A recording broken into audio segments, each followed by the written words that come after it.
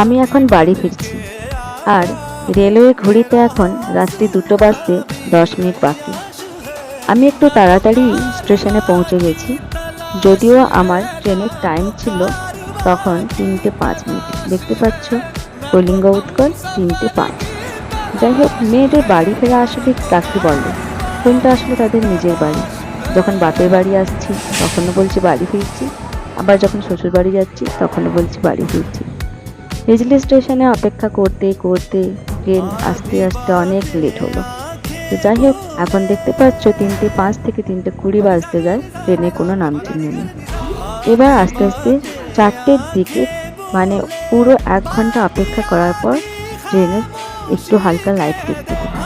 তো যাই হোক, এবার ট্রেন ঢুকছে স্টেশনে, আর এই ভোরবেলায় আমি ট্রেনে উঠে বাড়ি দেবো আমার শ্বশুর বাড়ির শহরে। 15টা দিন বাপের বাড়িতে কাটিয়ে এখন আমি যাচ্ছি আমার নিজের বাড়িতে। যাই হোক, এই যে 15টা দিন বাবা মার সাথে কাটানো, পরিবারের লোকের সাথে কাটানো, আর তার অসংখ্য স্মৃতি নিয়ে মন খারাপ করে ঠিক বাড়ি ফেরার সময় এলো। এই 15টা দিন খুব তাড়াতাড়ি দেখতে দেখতে কেটে যায়। আবার অপেক্ষা 6টা মাসের, কবে আবার 6টা মাস পর আবার ট্রেনের টিকিট হবে, আর আবার আমি ফিরবো আমার আরেক বাড়িতে। যাই হোক, আমি